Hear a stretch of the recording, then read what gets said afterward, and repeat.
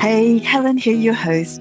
Great to have you along for the second season of The Beautiful Side of Grief, where we continue to hear from people from all walks of life who have faced or have been involved with heart-wrenching loss and who have come out the other side with so many positives to share with others. I know this may seem like an impossibility for you right here, right now, to be in that space. And believe me, I understand.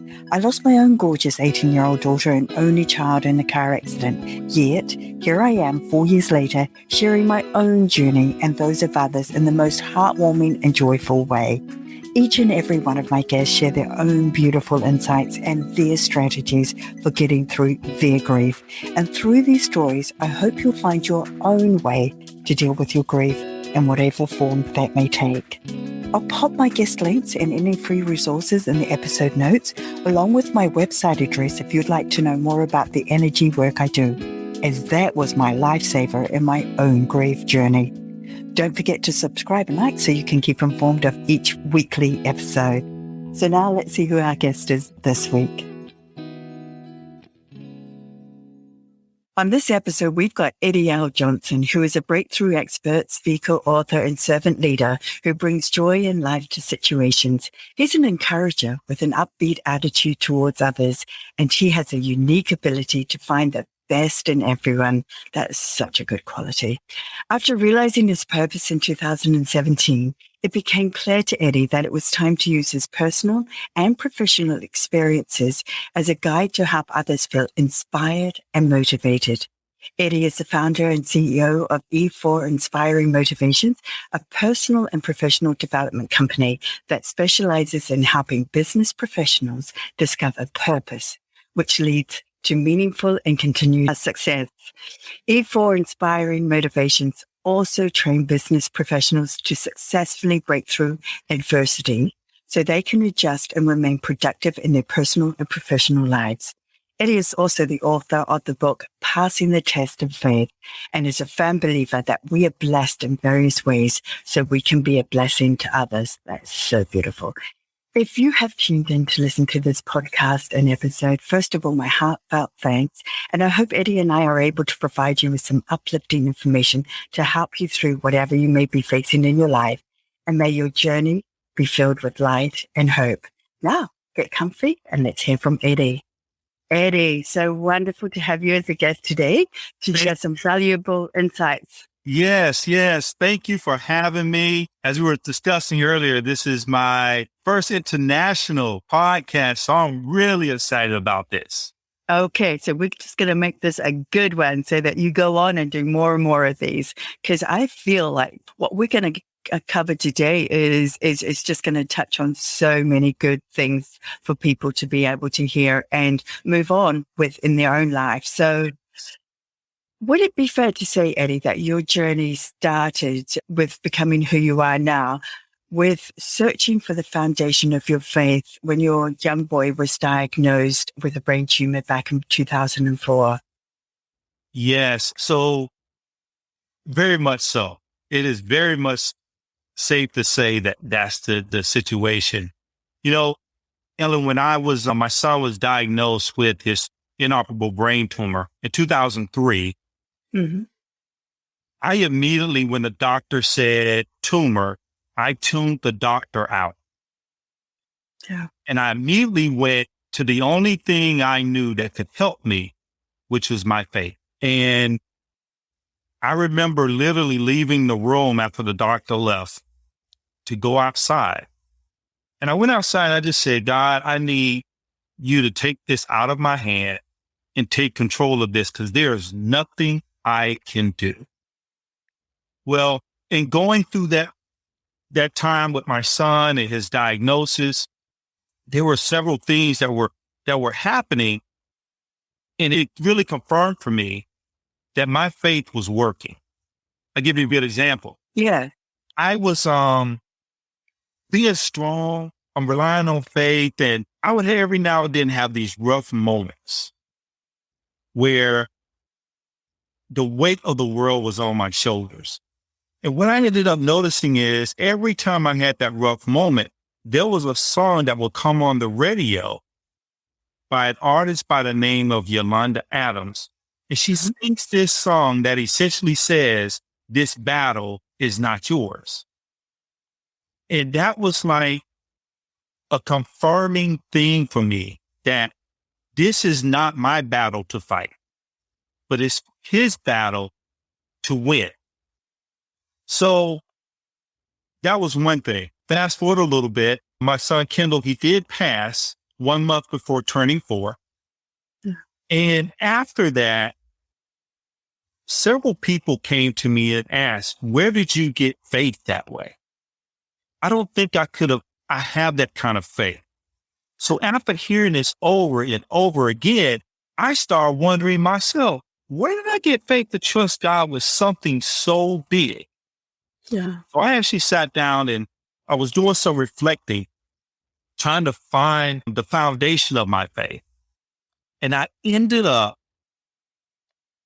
in the 9th grade where I had my first faith experience. Oh, Yeah. So I was this, what you would call, I guess, a super athlete. And most guys would say they were super athletes, right? But, I had broken a school record in the 8th grade, a basketball game. And there was a good opportunity for me there. I was a quarterback of the football team, co-captain of the football team, most outstanding offensive player, MVP of the basketball team, and I played in the band. Okay. So what ended up happening, I had a major injury in the basketball game toward the end of the season, and it was a devastating injury. It was an injury that I felt literally took all my dreams and aspirations away.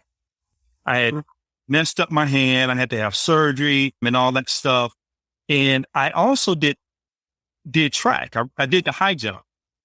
And my athletic director said to me one day, if you're going to win athlete of the year, you're going to have to do something in track.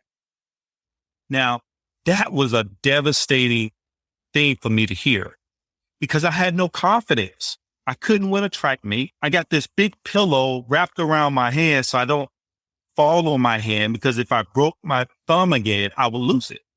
Mm-hmm. So as it turned out, I told my mother about the conversation and I'm in tears. And my mother, she looks at me and she says, son, do you know what faith is? She said, if you trust God and you believe that you can do anything. Then she gave me these scriptures on faith. So I said, I have nothing to lose. Nothing at all. So I read these scriptures every day. Long story, I'd go out the next week and it's the district meet. I couldn't jump higher than 5'3", 5'4". But before I knew it, I had just cleared 5'7", 5'6", 5'8", 5'10", then 6 feet. It turned out that faith worked. What was interesting, I was so young that I did not understand the significance of what was going on. But I do believe that every time I jumped over that bar, my faith was growing. Yeah. I just didn't know. As I look back, what I realized is that situation where all my dreams and aspirations were wiped away, that had to happen in my life so that I could be prepared for what I was going to experience 17 years later with my son, Kendall. Oh my gosh, that is so, so powerful. And I love that you got that from a very young age. Like, what an incredible mum.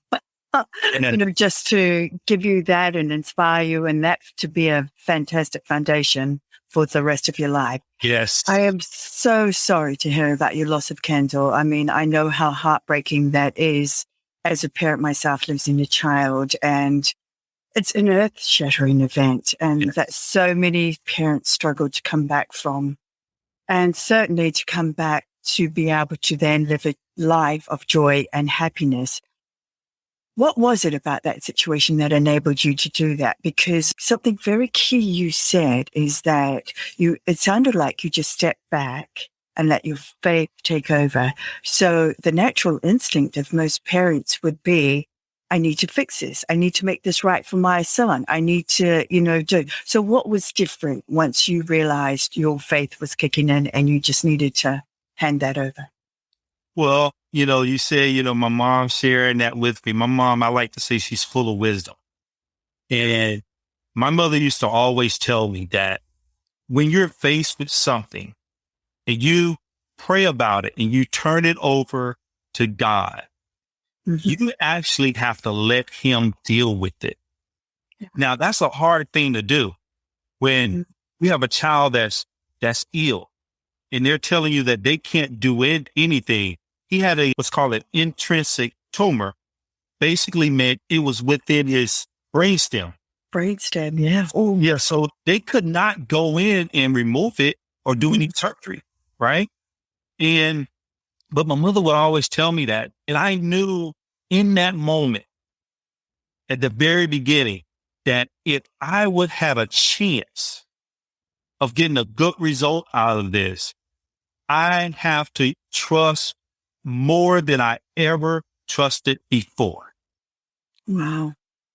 That's a hard thing to do when you're facing that day in and day out and, you're helpless. So, to have that, what would you say to people? Because like myself, I grew up the exact opposite, like really walked away from church and everything it stood for because of my own early experiences with that. That just made no sense to me.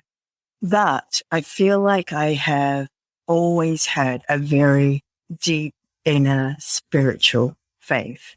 Yes. So do you think that one and the same? Does it matter whether you go to church or don't go to church as long as you have that inner belief?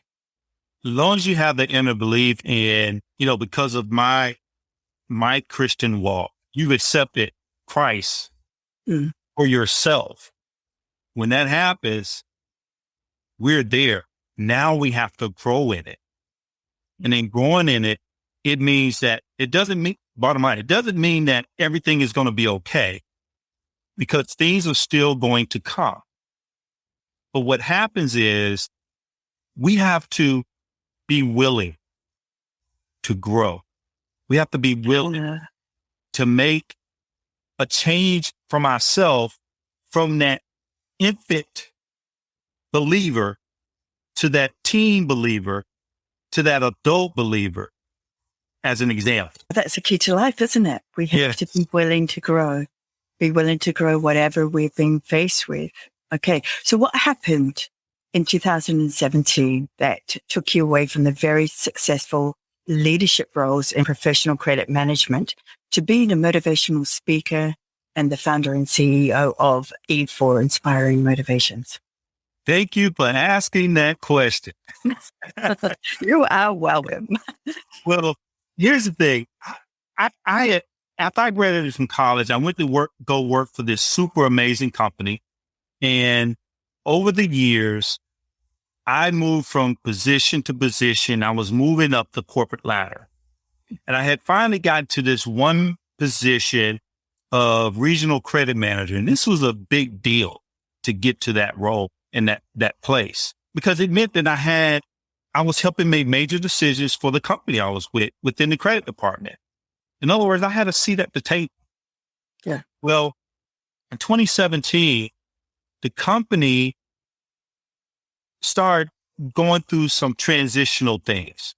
Great company. And I had to have a conversation with several associates about losing their job. 2 weeks later, I walk into a room and my director is sitting there. My regional HR manager is sitting there. And I can tell by the look on their face and their body language that this wasn't going to be good. So I sit down and my director, he looks at me and says, "Eddie, as you know, the company is going through a change right now." He said, "You're a good leader, but I'm sorry to tell you that today is going to be your last day." Oh, Yes. I remember sitting there and I remember saying out loud, wow, in the month in which I celebrate 20 years of service, it comes to an end like this. So the cool thing that literally just lit me up was I was leaving the parking lot from this amazing company for the very last time. And I'm driving away and I turn my radio on. And within 5 minutes of me being in the car, that song that I mentioned to you earlier, This Battle Is Not Yours. Sometimes I still get choked up on it, right? But that song played for the last, from 2003 up until this point, every major challenge I faced, that song always managed to come on when I needed it the most. Oh, I so know that. I had that happen to me the other day. There was a song that always played as soon as I hopped in the car after I lost my beautiful child. And I hadn't heard it for ages. And then I did something the other week and it was very, very big for me. And then just like that, that song comes on. It's like, I'm right here with you, mama. Let's do this. And I was going, wow. Yeah. So it was that. It was such, I had to pull over to the side of the road just to contain myself from emotion, right? But it was at that moment that I realized that everything was going to be okay. So several days after being downsized, I got a phone call from a good friend. And he says, Eddie, listen, I heard that you lost your job. I'm sorry to hear that it happened to you. But me and several guys about to go through this process of talking about purpose and legacy. And I think this will be great for you as you're going through this transition. I got to tell you this. I was a little leery about the investment because I just lost my job. Yeah, sure. But I got to tell you, that was the best investment I ever made because I was able to discover my purpose. And in doing so, I realized that the book that had been given to me back in 2004, actually about 8 years prior to being downsized, I needed to write that. I needed to finish that. And that totally changed the trajectory of what I was doing to what I'm doing now. Because my purpose is to encourage, inspire, and motivate others to believe, break through adversity so that they can get to the next level in their life. That is so powerful. Did you always know that that was your purpose, or was that something that you discovered along the way? Because I think this is so, so important. Like, I never, ever imagined myself doing podcasts, and that was something I just never even thought of. Yet here I am. So for me, this is my purpose. And so tell us, because people are going, oh, well, that's great, but how do we discover our purpose? Good question. I love it. So I did not know that that was my purpose along the way. It took me going through a series of assessments and exercises to be able to extrapolate the best pieces that I have to offer from my authentic self. Mm-hmm. So this wasn't going to be something that somebody taught me how to do, but this is going to be something that came from me. I was born with these strengths. I was born with this gift. And for me, I needed to make that connection to realize that you need to be a speaker, Eddie. What a beautiful connection. You know, you have so much to offer based on your experiences that someone will be inspired by hearing it. And because you've experienced so many different things, it will help somebody who is starting the journey that you've already gone through. So that's a complete 180 from, your credit management work. Yes. Motivational speaker, inspiring and encouraging people. And now, okay, so let's explain what the difference is, because I know that you were probably, you rose right up in credit management. So you were obviously very, very skilled at doing that job and did it very well. But what is the difference between doing a job well and doing a job with passion? Well, the difference is when we're doing something well, I like to look at that as it's just good enough to make everybody happy. And it's good enough for me, in this instance, to be able to bring home a paycheck to take care of my family. Mm-hmm. To do it with passion, it means that I'm willing to push aside the money aspect of it because I love it so much. That's the difference. And when we understand what our passions are, we understand what motivates us, we understand those things along with our values. A lot of people miss that piece, right? The values. But our values, when we take that along with what I like to call our superpowers, our strengths and our gifts, meaning spiritual gifts, it's a game changer because that's going to pull out all the best parts of me in that equation.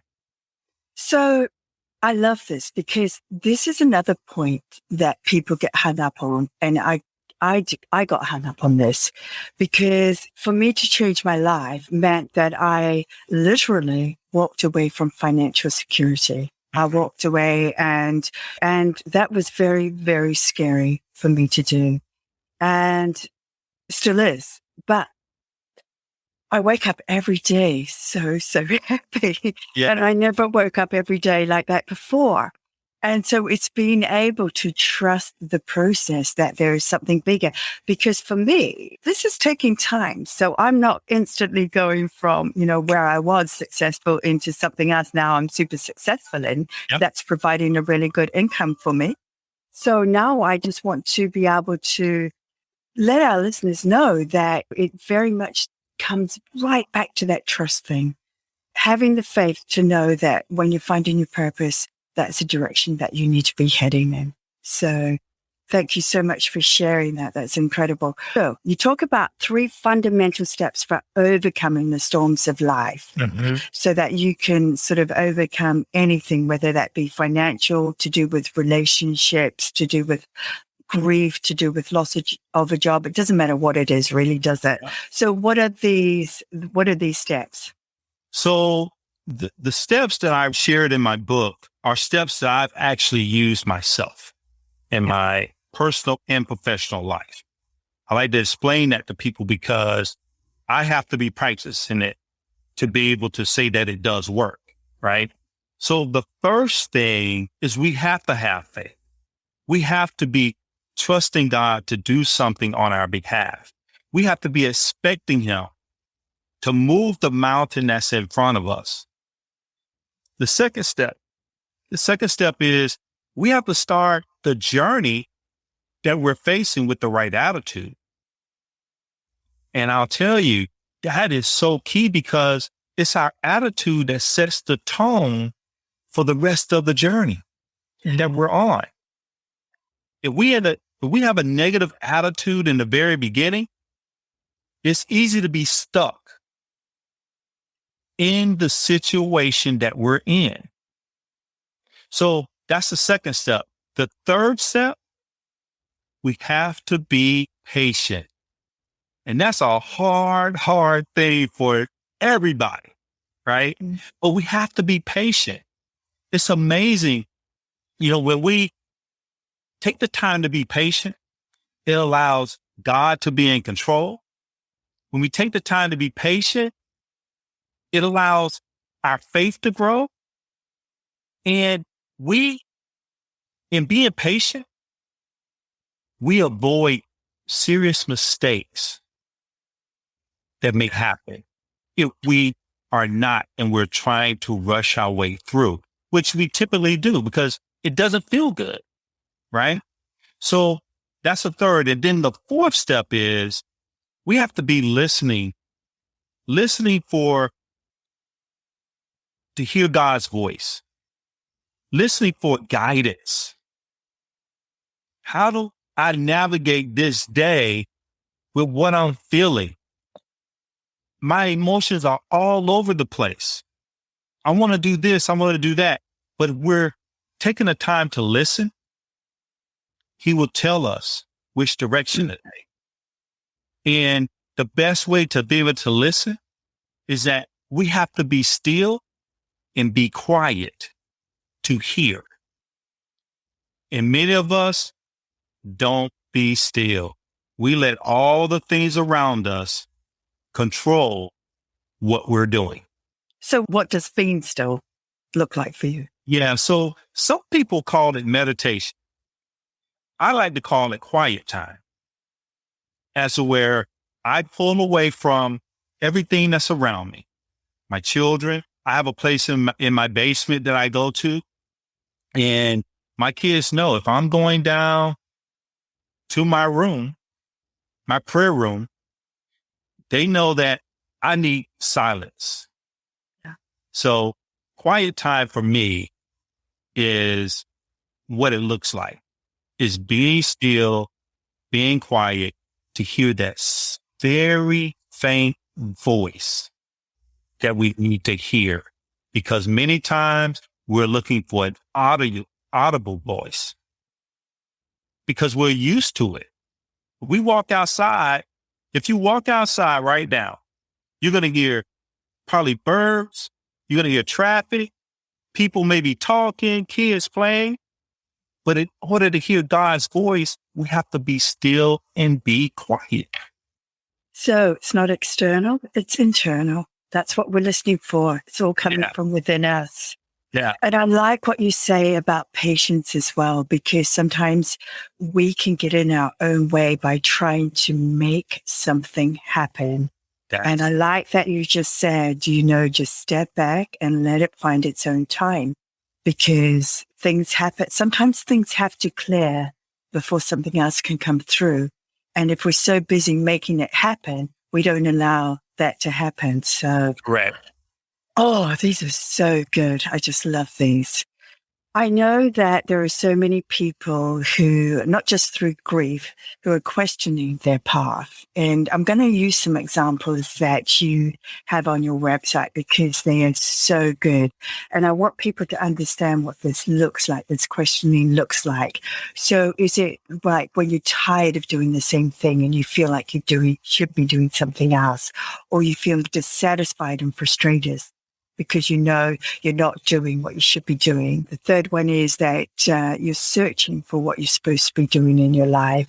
And the last one is that you've reached this level of success, but something still feels like it's missing and you don't know what it is. So if any of our listeners are going through that now, that is probably a key indicator that they need to be looking for their purpose. Yes. Would you agree with that? Absolutely. Absolutely. Yeah. So one of your strengths is connecting with people, and that is what makes you so good at doing what you're doing now. Mm-hmm. And we're living in an age where we have access to everything, though I feel that we're less connected than ever before. So is that what you find as well? It's like people are connected, but on a level that's not necessarily nurturing their soul. Yeah, I think a lot of times what tends to happen is we do things in order to please others. Yeah. I talk about success as in regards to purpose. We reach success because many of us have been told that if we go to college, get a good job, work hard, start a family, buy a house, we're going to reach success. And that's based off of what everybody think we should do, along with the fact that many people tell us what they think we do well. Mm. And a lot of times it's something totally different that we do well. So as I look at that, we reach this success, but the success doesn't feel like what we thought it should. Yeah. So we're stuck. we're stuck right there in the success that we created based off of that model that I gave, based off of what somebody told you should be doing for your career. And we're stuck there. Yeah. So in order to move on to that next place, which I like to call continued success, Yep. we have to tap into our strengths. We have to tap into our gifts. We have to tap into really what gets us up and going every day. Yeah. And I want to reiterate, because like for you, when you had that life-changing moment in 2017, that was also the same year that I had that, because that's when I lost my beautiful girl. And I remember having a moment, not long after she had died, where I stood there and I thought, you know what? It's not that I don't care, but I don't really care about what anybody else thinks anymore. This is an opportunity. This is a clean slate. This is my chance to step into who I really need to be, because the worst has happened to me. Nothing else can be worse than this. So bring it on. So I was ready at that moment to step into my own power.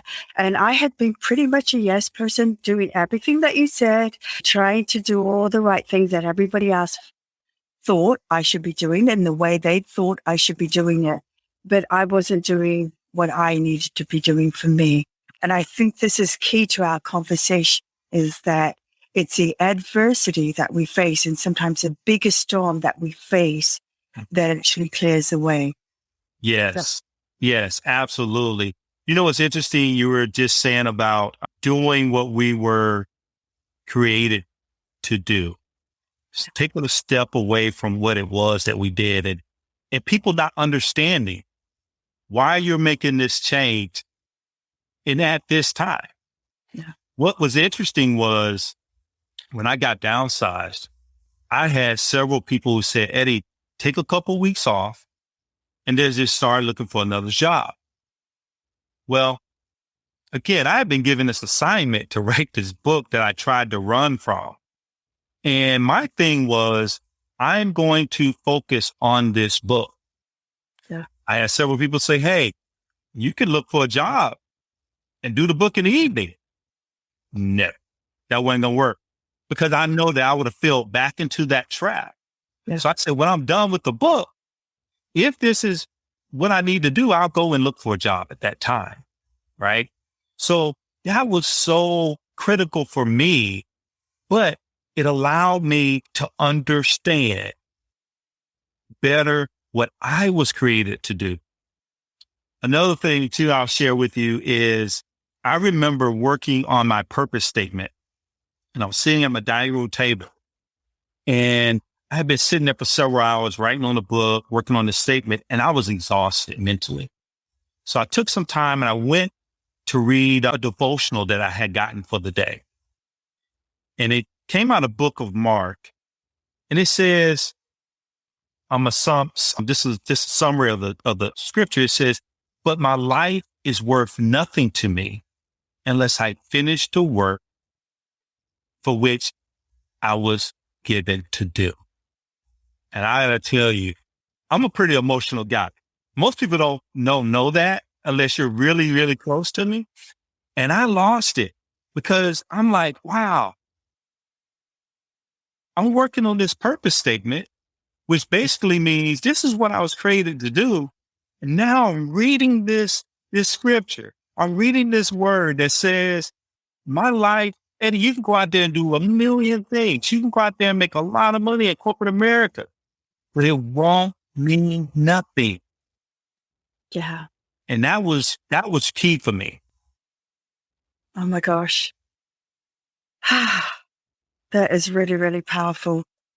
So let's go back to your book, and when you were writing your book that you put up for so long. And if it's not too personal, what did you discover it was that you were running away from? Oh, I was running away from fear. I was running away from Fear of what? fear. Well, I'm a numbers guy. I'm an accounting major, was in credit management, and writing had never been something I felt comfortable doing. Even reading. my attention span is about the size of a peanut. Okay. So, sitting down to read a book is like, oh my gosh, I'm not going to make it. So to be told to write a book on play, I'm like, whoa, I'm the wrong guy for that assignment. So there was a lot of fear there for me because I did not know what I was doing. I didn't even know what the process was. But what's so interesting is I decided with all these notes I have accumulated over the years, because when I was given this assignment to write this book, I was given the title of the book as well. Oh, Yes, I was given the title. So I just said, you know what? I got all these notes. I don't know what to do. And basically, God just said, right.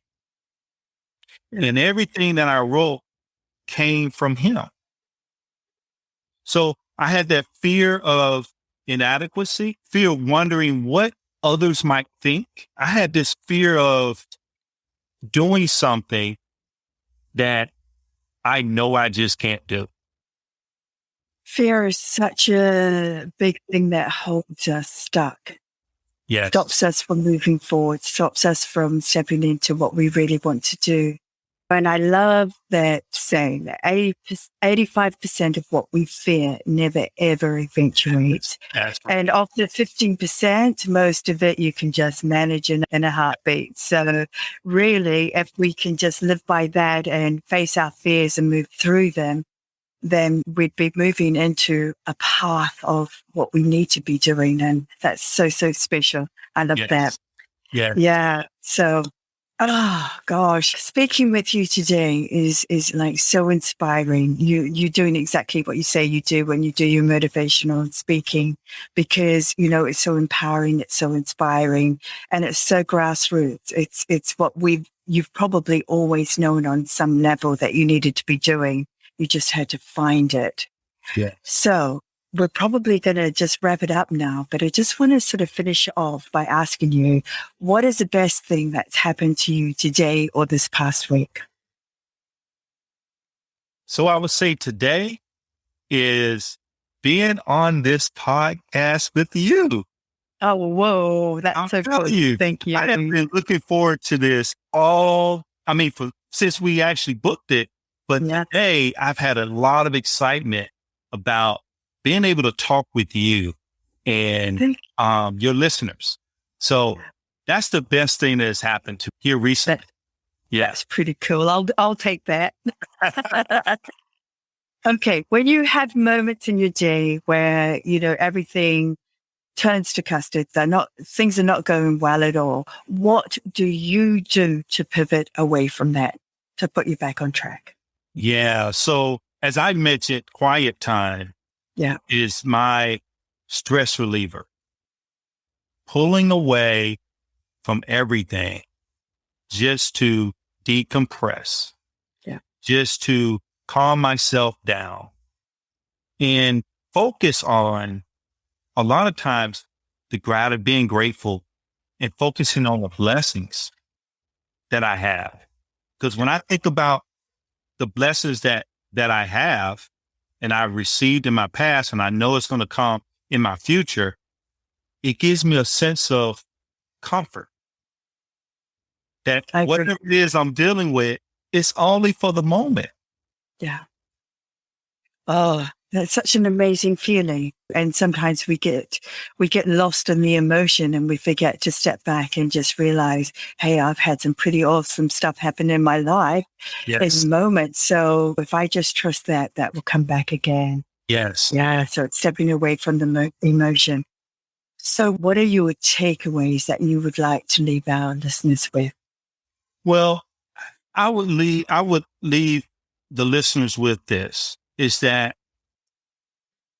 whatever it is that you're facing, if it's a loss of a loved one, if it's a loss of a job, if it's hearing bad news about your own personal health, is just remember that you're going through the process. Not staying in the process, you're going through the process. That's first. Second is, when we're facing adversity, It's not an easy thing. And many times the adversity can feel like the weight of the world is on our shoulders, but we have to keep going until we can smile again, until we can wake up to fresh air again. So we have to keep going and not stay where we are. The third thing I would say is when we're experiencing something, it can be anything that personal, professional, it doesn't matter. You have to just know that you can bounce back. Yeah. You just have to believe that you can. Because if you do not, nobody else will. And Different attitude, eh? yes. And then I'll say also is that adversity, setbacks, it's hard for us all, but our attitude when we're facing it, it's literally going to set us up for success, or it's going to set us up to stay in it a little while longer. Right. So those are the three or four things I'd like to leave with the listeners today. Oh, perfect. Absolutely perfect. I love those. And I love the last one that you made because, we're in a time where we've been facing unprecedented things in our world and our lives that have really impacted us.